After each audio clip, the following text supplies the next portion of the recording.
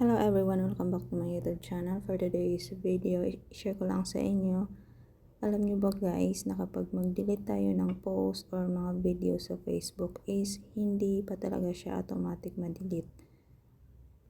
May tendency na ma-detect yan ni Meta. Kasi guys, kapag mag-delete tayo ng video or mga post is 1 month pa yan siya na matanggal talaga sa Facebook or yung ma-delete na talaga siya. So, for example, ito, i-delete ko tong pinost ko. Hindi ko siya video. So, naisip ko guys na ma-detect ako nito kasi reuse to hindi ko to video pero pinost ko sa account ko. So, i-delete ko siya ngayon. Wait, i-delete ko muna. Ayan, so walang option dyan na delete. Ang option lang is, ayan, move to bin.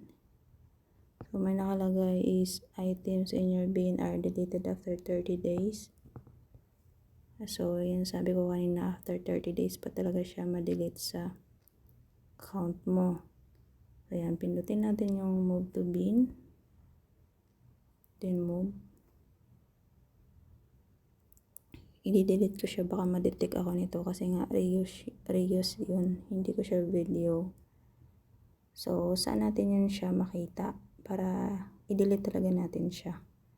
Okay? Pumunta lang dito sa yung profile again and then pindutin yung tatlong tuldok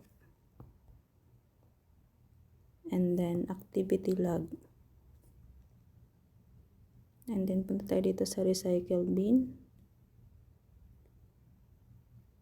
So, ito siya guys. Ayan, may March 21, 2025 ko delete. Ayan. I-tap mo lang yung box. Lagyan mo ng check. So, ayan guys, may nakalagay na 29 days left.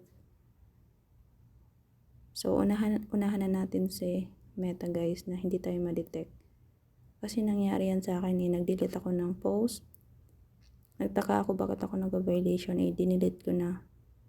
Yun pala, 30 days pa. So, i-delete na natin. Unahan natin si Meta. So, ayan, lagyan natin ng check yung box. And then, itap mo yung dito, tatlong tuldok. And then, delete. Then, delete. Ayan, no items na ang nakalagay. So, ayan lang. Thank you for watching and don't forget to like, share, and subscribe. I feel like I'm losing my mind.